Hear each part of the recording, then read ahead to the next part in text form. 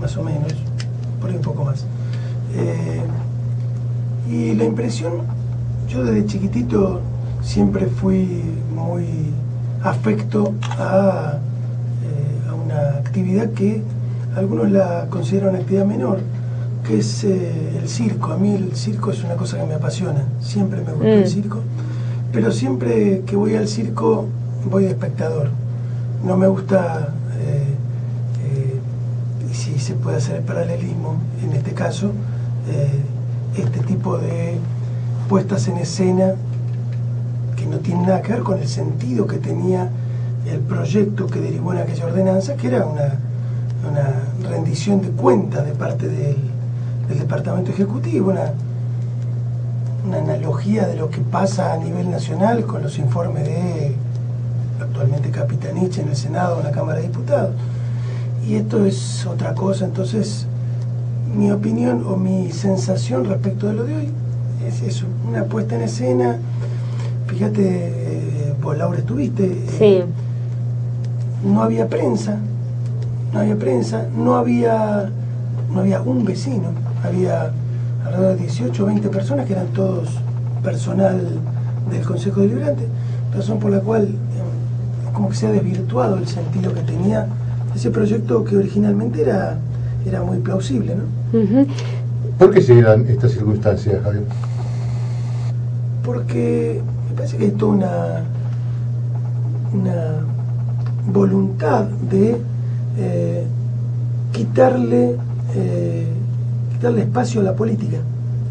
Quitarle espacio a la política es la gestión actual se caracteriza por hacer como que hacen, trabajar muchísimo, creo que con buen suceso en tema de marketing político, porque cualquier desprevenido que camine por la calle Vicente López y vea las gigantografías o las cartelerías que el propio municipio emplaza, así como toda la folletería que mensualmente, y ustedes que son periodistas saben lo que tiene en términos de costos. Yo me acuerdo del costo que tenía para el municipio elaborar el boletín noticiar, que era en papel básico y a 2 colores, cuando está trabajando con papel ilustración de alto gramaje, con 64 colores, 256 colores, no sé, una calidad de impresión fantástica, costosísimo en términos, pero es eso, es el vender una imagen que poco tiene que ver con la gestión real. Yo recién decía, ¿no? Hay temas que se dijeron y temas que no se dijeron. ¿A vos te parece que hay muchos temas que no se trataron en este informe? Te lo pregunto, porque se le dio posibilidad a la oposición, digamos, que haga sus preguntas. ¿Ustedes no quisieron participar de esto o directamente, digamos, las preguntas que se hicieron eran las que tenían ustedes como inquietud? No, Laura. Al circo voy como espectador, no como participante. La mecánica que le han impuesto a esto, que, insisto, originariamente era una situación plausible, establece que no se pueda repreguntar. Entonces, vos preguntas, del otro lado contestan y afirman, hoy se dijeron barbaridades, falsedades que además están absolutamente claras que son falsas. Cuando un concejal del oficialismo le pregunta al secretario de gobierno dice, vamos a terminar con esta situación que se afirma en las reuniones con vecinos con falsedad, ¿cuántas cámaras hay instaladas? ¿Cuántas había cuando se asumió? Y con total desparpajo el secretario de gobierno dice que había 100 cámaras instaladas, cuando en reuniones con los concejales el secretario de seguridad anterior, López Perrando, había afirmado que cuando habían asumido había que ellos tenían 280 cámaras instaladas. Sí. Y cuando yo le pregunté, le digo, 280, nosotros habíamos dejado 280, ¿no instalaron ninguna? No, me dijo él. Entonces, eso que no tiene ningún tipo de difusión, pero esa que es la realidad por parte. yo sabía lo que habíamos dejado nosotros cuando dejamos la gestión, y habíamos ido con los entonces concejales Jiménez y el actualmente concejal también Ruiz, habíamos ido al centro de monitoreo a ver la realidad, y eran 6 operarios en aquel momento, ahora no sé cuánto sea, dice que es una maravilla el centro de operaciones. En el centro de monitoreo había 6 operarios y cada pantalla estaba dividida en 8. Eso te daba 6 por 8, 48 cámaras controladas. Suponte que hubiera 100 cámaras más. 100, 200 cámaras más. No están controladas. Era lo que yo te decía, no están controladas en primer lugar, porque Sí, no hay operarios. Cuando tuvimos oportunidad de ir a los distintos centros, los periodistas, vemos que yo vi como máximo 8. A mí me dicen que se pueden controlar entre 10 y 12 cámaras cada personal. Yo no lo vi, confieso que no lo vi. Lo que sí vi es las pantallas partidas en 8, tal cual, y cualquier circunstancia va derivada a la pantalla principal para una ampliación. Pero, Alfredo, ¿no? exactamente eso es lo que te digo. Si vos contás que eso fue lo que pasó con vecinos a los que llevaron a ver el centro de monitoreo y hablaron de las cámaras, y uno de los vecinos lo que hizo fue contar cuántos operarios había. Y cuando hace la cuenta y lo multiplica por 8, que era daba ni siquiera las 200 cámaras que sabíamos que estaban conectadas. Claro. Entonces, es toda una gran puesta en escena esto de las cámaras. Pero digo, entonces, ¿por qué no preguntamos? Porque no tiene sentido. Es preguntar cosas a sabiendas de que te van a responder verdades parciales o mentiras, que no tenés posibilidad de repreguntar. Entonces, es sí, también lo que veo la formalidad, sentarnos y nada.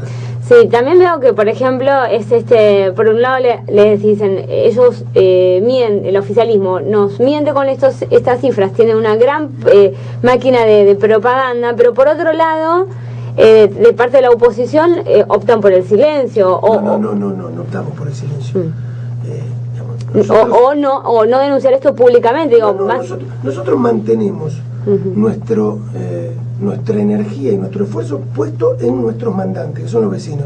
Entonces nosotros sí hacemos reuniones con los vecinos, sí tenemos contacto periódico, y la realidad, por eso decía que estas afirmaciones que se hacen en medio de este marketing político poco tienen que ver con lo que se gestiona, pero no porque lo diga yo, porque lo dicen los vecinos. Este ejemplo que te daba, a nosotros los vecinos nos cuentan lo que ellos verificaron.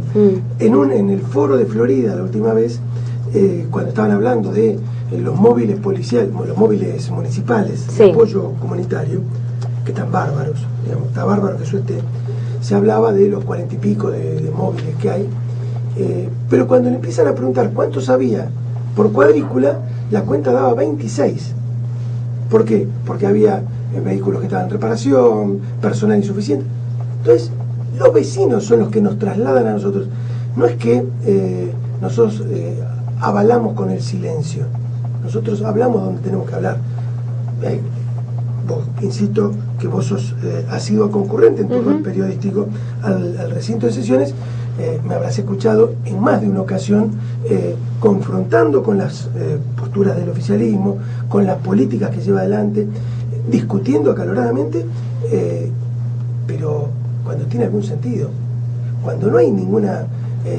es formar parte de la comparsa, realmente no me parece que sea nuestro rol. Uno de los temas que se habló realmente muy poco, solo se hizo mención, me parece que además dando una fecha equivocada, fue el tema de las inundaciones, porque se dijo que habían ocurrido el 2 de abril del 2012, cuando ocurrieron el año pasado, y solo se mencionó el tema con la Plaza La Paz, si no me equivoco, que está con el tema del retén, ¿no? Todavía un año después. Se armó una comisión, creo que un poco a instancias tuyas, ¿no, Javier? ¿Esta comisión qué funciones va a cumplir y, bueno, cómo está funcionando esta comisión de seguimiento? No está funcionando. La ordenanza la aprobamos en la anterior sesión, o sea, sí, mañana hace 2 semanas. Todavía no está promulgada la ordenanza. Que yo hoy reclamé en la reunión de labor parlamentaria, donde nos juntamos los presidentes de los distintos bloques, que no podía ser que no estuviera promulgada una ordenanza de tal trascendencia. ¿Cuáles son las funciones que va a hacer? Digamos, generar ese ámbito para que los vecinos puedan tener el ida y vuelta con los funcionarios municipales que tienen que ver con la respuesta en materia de obra hidráulica. Acá hay obras que tienen que ver con la responsabilidad de la provincia de Buenos Aires, pero hay obras complementarias que debería haber encarado ya el municipio anteriormente.